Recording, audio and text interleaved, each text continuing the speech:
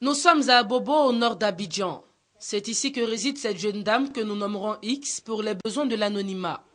Elle a subi une ablation du clitoris à l'âge de 8 ans. Heureusement, X a su tourner la page sur cette douleur qui l'aura marquée à vie. Et aujourd'hui, elle est mariée et mère d'un garçon de 6 ans.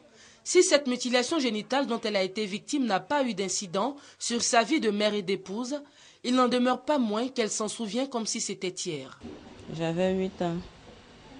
Les parents nous ont pas dit effectivement c'est ça on partait faire quoi. On nous a dit bon devenez on va aller en vacances. On va arriver là-bas. Bon le jour J, on nous a pas dit que c'était pour ça quoi. On était au moins, souvent vous êtes 300 personnes. Bon, on est parti, bon, ils ont fait l'exclusion. Bon, on a pleuré. Après j'ai dit à mes parents que vraiment, moi aussi je savais que c'était un truc comme ça, j'allais m'échapper. La trentaine révolue, cette jeune mère de famille n'est pas seule dans la situation. Elle fait partie des 38% d'Ivoiriennes, âgées de 15 à 49 ans, qui ont déjà subi des mutilations génitales féminines, avec leurs corollaires de conséquences. C'est aussi le cas d'Aminata, qui dit avoir désormais recours à des aphrodisiaques pour une vie sexuelle épanouie. Dans le mariage, en tout cas, encore des petits médicaments, les secrets, aujourd'hui ça va un peu. Sinon, en principe, c'est pas ça quoi.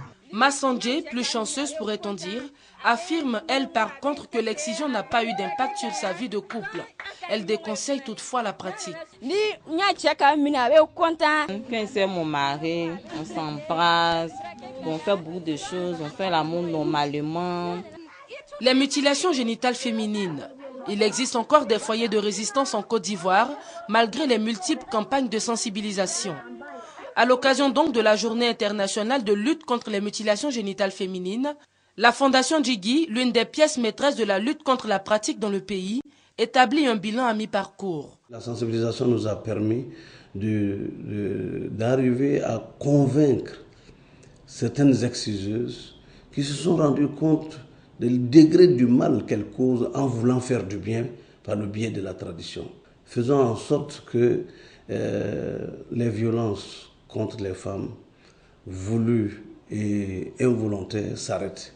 Parce que la femme a besoin de s'épanouir moralement, spirituellement, physiquement et dans tous les sens de cela. Personne ne doit contribuer à restreindre ce droit à la vie. Ce 6 février, journée officielle de lutte contre les mutilations génitales féminines, c'est l'occasion pour les acteurs de la lutte de sensibiliser davantage à l'abolition de cette pratique.